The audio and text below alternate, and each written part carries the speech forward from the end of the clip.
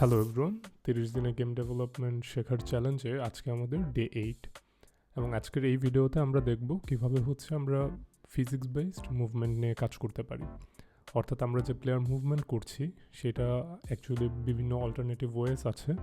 আপনি ডিফারেন্ট ওয়েতে প্লেয়ারকে মুভ করাতে পারবেন। আমরা প্রিভিয়াসলি যেরকমটা করেছিলাম যে ডিরেক্ট ট্রান্সফর্ম ম্যানিপুলেশন করতেছিলাম। যেমন ধরুন আমরা যদি একটু স্ক্রিপ্টে দেখি তাহলে দেখতে পারবো এখানে যে ট্রান্সফর্মটা আছে সেটাকে আমরা ডিরেক্ট ম্যানিপুলেট করছি কীভাবে, transform.Translate দিয়ে। এছাড়াও আপনি কিন্তু চাইলে ঠিক সেমভাবে transform.Position ইউজ করেও আপনি পজিশন ম্যানিপুলেট করতে পারবেন। এর পাশাপাশি ইউনিটির ক্যারেক্টার কন্ট্রোলার কম্পোনেন্ট আছে, যেটা কিনা আপনি ইউনিটির একটা built in character controller use করতে পারবেন, যেটা কমপ্লিটলি নন ফিজিক্স বেসড একটা সলিউশন। আপনারা চাইলে ওইটা দিয়েও মুভমেন্ট অ্যান্ড কলিশন ডিটেকশনও করতে পারবেন। সো আপনারা ট্রান্সফর্ম.Position তারপর ক্যারেক্টার কন্ট্রোলার এই জিনিসগুলো ইউটিউবে সার্চ করলে দেখে নিতে পারবেন। আমি জাস্ট ফর বিগিনার পারপাস আপনারা যেন রিজিড বডি মুভমেন্টটা সম্পর্কেও জানেন, সেই জন্য আজকে আমরা আমাদের যে transform.Translateটা আছে সেটাকে আমরা আপডেট করে Rigidbody.MovePosition বা ফিজিক্স বেসড মুভমেন্ট তৈরি করার চেষ্টা করব। সো চলুন, আমরা কিছু জিনিস এখানে আপডেট করা লাগবে।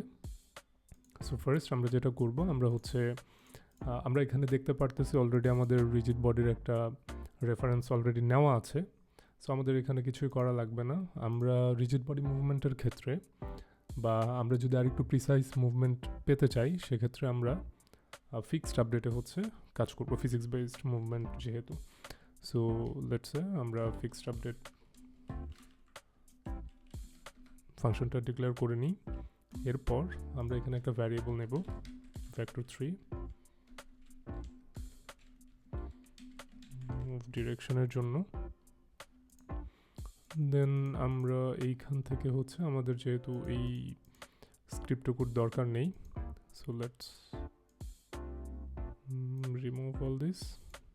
আচ্ছা, এখানে আপাতত থাকুক সো দ্যাট আপনারা ডিস্টিংগুইশ করতে পারেন যে আমরা মূলত কী কী চেঞ্জটা করছি। ওকে, সো অ্যানিমেশনের একটা ব্যাপার থাকে যে রানিং অ্যানিমেশনটা কখন শুরু হবে। আমরা এখানে অলরেডি যেহেতু একটা ভ্যারিয়েবল আছে মুভ ডিরেকশন, আমরা এটাকে ইউটিলাইজ করতে পারি। So player animator dot set bull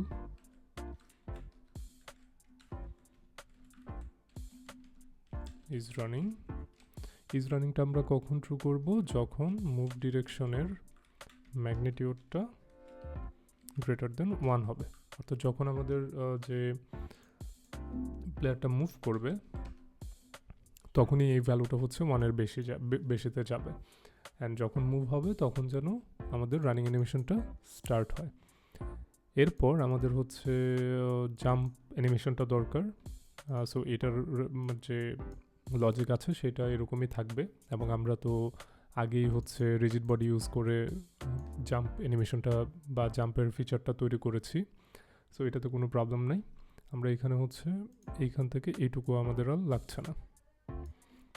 instead of that আমাদের লাগছে না, বিষয়টা এরকম না, বিষয়টা আমরা একটু রিডিফাইন করে লিখবো আর কি। সো আমরা নিচে যেটা করব, আমাদের যে লুকের যে ব্যাপার ছিল, লুক রোটেশন আমরা তৈরি করেছিলাম, যেদিকে কিবোর্ডের থেকে কি প্রেস সেদিকে যেন প্লেয়ার তাকায় বা ওইদিকে ফিরে যেন মুভ করে। সো সেটার জন্য আমরা যেটা করব, ইফ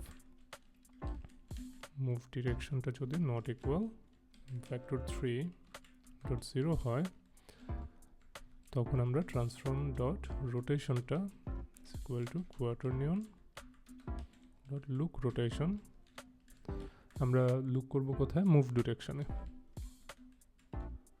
অলরাইট, এরপর মুভ ডিরেকশনটার আমরা যে একটা ভ্যারিয়েবল তৈরি করেছিলাম এখানে মুভ ডিরেকশন, সেটা অ্যাকচুয়ালি অ্যাসাইন করে দিই। মুভ ডিরেকশনটা পাবে মুভ ডিরেকশন থেকে। আমরা নিচে এই ভ্যারিয়েবলটাও ইউটিলাইজ করবো আর কি। সো ফিক্সড আপডেটে কী করব, আমাদের যে টার্গেট পজটা আছে, let's say vector3 target pose is equal rb dot position, মানে আমাদের যে রিজিড বডির পজিশনটা আছে সেটা প্লাস হবে কোথায়, মুভ ডিরেকশনের সাথে মাল্টিপ্লাই হবে মুভ স্পিড মাল্টিপ্লাইড হবে টাইম ডট ডেল্টা টাইম। যেহেতু আমরা ফিক্সড আপডেটে কাজ করছি সেহেতু হবে ফিক্সড ডেল্টা টাইম। এরপর আমরা জাস্ট সিম্পলি যে রিজিড বডির মুভ পজিশনের যে ফাংশনটা আছে সেটা কল করবো, আরবি ডট মুভ পজিশন। মুভ করবে কোথায়? টার্গেট পজে।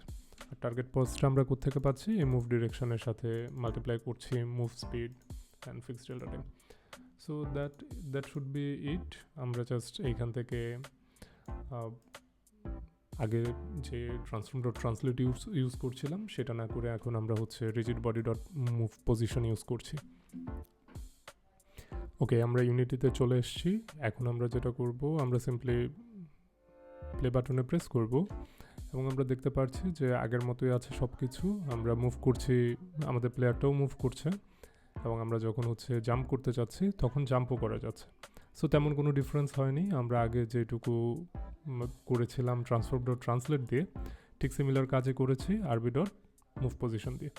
সো আশা করছি আপনারা সবাই বুঝতে পেরেছেন এবং হোপফুলি আপনারা নিজেরাও ইমপ্লিমেন্ট করছেন এবং ডিফারেন্ট মেথড ইউজ করে নিজেরা চেষ্টা করছেন। আজকের জন্য এটুকুই। সবাই ভালো থাকবেন। আমরা নেক্সট কোনো ভিডিওতে আরও ইন্টারেস্টিং কোনো টপিক নিয়ে কথা বলবো বা আমরা দেখব। সো সবাই ভালো থাকবেন। Have a good day.